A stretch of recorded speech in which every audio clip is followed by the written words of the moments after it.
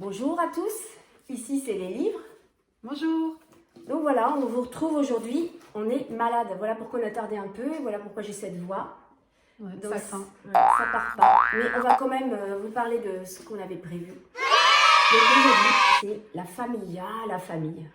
La famille, normalement, c'est un havre de paix. Non, c'est pas se prendre la tête, enfin, éviter. Pas se prendre la tête, c'est vrai. Il n'y a pas de littérature sans tension, sans conflit. C'est vrai. Et en fait, des conflits dans les familles, il y en a toujours, faut bien se l'avouer. C'est Ça vrai. arrive. Oui, on n'est pas au paradis. Hein. Non. Non, on est sur Terre, donc le havre de paix, le toit qui nous protège, les parents protecteurs, c'est pas pour toutes les familles. Exactement. Pas se leurrer. Et donc aujourd'hui, c'est pour ça que on va vous parler de famille, le premier roman d'Audrey Dana. Il faut avouer que Audrey Dana, c'est une actrice que j'admire, que j'aime beaucoup.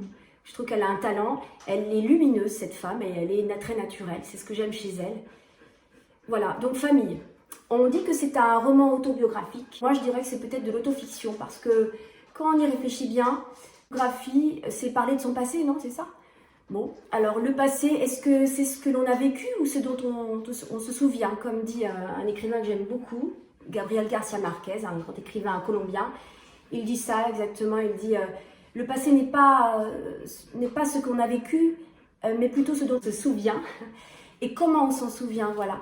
Donc c'est tout à fait ça, ce roman-là. La narratrice parle de son enfance, quand elle était petite, ensuite de son adolescence et ensuite d'elle, l'âge plus adulte.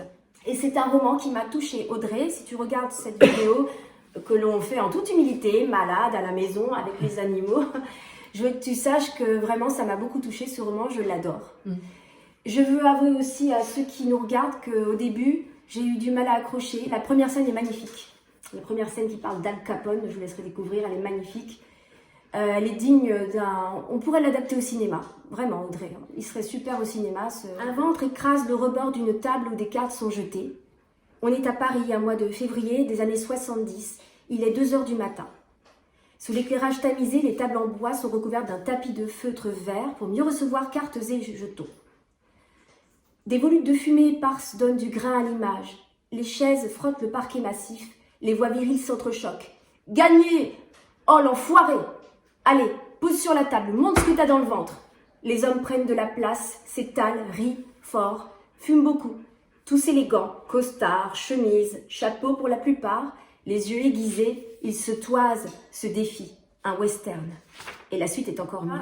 Ce qu'on peut dire donc sur ce roman, c'est que il peut paraître glauque quant à son histoire, parce que la narratrice vit une vie assez difficile, elle n'a pas d'affection de ses parents.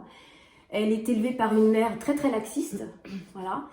Un père qui ne pense qu'aux jeux et aux femmes, il est très volage, il faut le dire. La mère est laxiste, mais elle est aussi aveugle, parce que la narratrice vit quand même des choses assez spéciales avec quelques hommes, vous voyez ce que je veux dire. Et la mère ne s'en rend pas compte, et donc elle n'a aucune protection. Mais elle a de l'amour, et l'amour de qui elle l'a d'abord? De sa grande sœur qu'elle nomme Sœur Lumière, pardon. C'est un personnage aussi très intéressant, très bien développé dans le roman, et que j'ai beaucoup aimé. Son père, évidemment, c'est le seul qui lui manifeste de l'amour parmi les 2 parents, mais ça reste dans les mots, les cadeaux, les embrassades, mais où est la protection? On la cherche dans le roman, il n'y en a pas beaucoup. Voilà, la narratrice, qui n'a pas vraiment de prénom, ça fait comme ça la Sœur Lumière, donc on peut dire oh, c'est une autobiographie, oui mais non. On ne sait pas ce qui est vrai ou pas vrai, Audrey elle-même le sait. C'est pas l'important, l'important c'est l'œuvre. Et c'est un très très beau livre, voilà. Après il y a des citations que je voulais aussi partager avec vous. La fièvre et compagnie, c'est pas facile. Voilà, ah celle-ci je l'aime parce qu'elle m'a fait beaucoup rire. D'ailleurs c'est un passage qui se trouve vers la fin, où j'ai beaucoup ri, je t'en avais parlé d'ailleurs. Donc vous voyez, il y a beaucoup d'humour dans ce livre et elle dit « D'évidence, c'est en voyant une femme accoucher que le concept de la torture est né. » Ça doit parler aux femmes, aux hommes peut-être aussi, hein, mais alors les femmes, ça va vous parler beaucoup, je pense. Il y a aussi une autre citation vers la fin. Elle représente vraiment le message que porte Audrey dans ce roman, c'est-à-dire que l'amour, c'est le plus important d'ailleurs. C'est tellement lumineux, malgré tout ce qui se passe. Elle dit, mais je conviens d'une chose. Je peux pas m'empêcher. Dis-le. Ouais, parce que je trouve que ça résume ce que tu viens de dire, c'est exactement ça. C'est Dites sans cesse à vos enfants que vous les aimez. Prenez-les dans vos bras. Dites-leur que vous les aimez à en saturer leurs oreilles.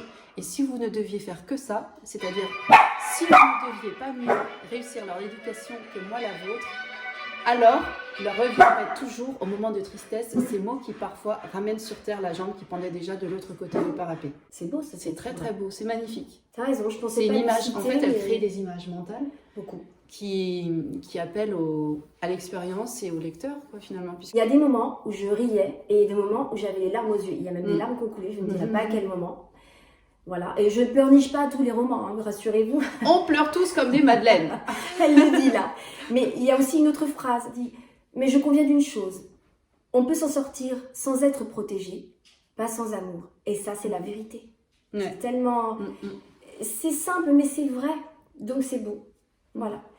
Le titre du roman, c'est Faille, ça pourrait être... Enfin, c'est famille, mais aussi faille. Oui, Je sais pas voyez. si- Voilà. Mm. Et donc, l'idée de protection, elle est au cœur du roman, elle est au cœur du livre. C'est vrai. Et puis c'est vrai, c'est intéressant parce que la couverture est très très intéressante. Ouais. Famille, faille, ce que tu viens de dire. Et regardez, la petite fille, elle porte le M. Et je me suis dit, bah, le M, qu'est-ce que c'est? C'est la mère. C'est le verbe aimer. Alors elle porte l'amour. Ah bon, oui, petit. elle porte sa mère, alors que normalement c'est la mère qui doit porter, ou les parents, Ah mais oui. c'est pas Mais que tu la sais, il y a mère. beaucoup de familles où souvent c'est l'enfant qui fait qui comble les failles, Oui, qui joue ce rôle qu'il n'a pas à jouer, qui est très déstabilisant. qui vient le Et chercher vous aussi, voyez, elle vient le récupérer, elle vient le chercher. c'est ça, avec sa boîte, donc Ouais. c'est un poids très lourd. L'impression. Exactement. Avec tout ce qu'elle a vécu, la narratrice, eh bien, elle reste quelqu'un de lumineux. Je crois que ça l'a rendue plus mature. Mhm. Donc la souffrance, parfois, amène la maturité, plus de réflexion, et finalement, on peut, en allant au fond des choses, en ressortir encore plus grandi. Et c'est ce qui se passe dans ce roman. Exactement, Voilà. je suis d'accord. Moi, j'ai adoré ce roman. Oui, ça se sent. Voilà. Merci. Merci à tous.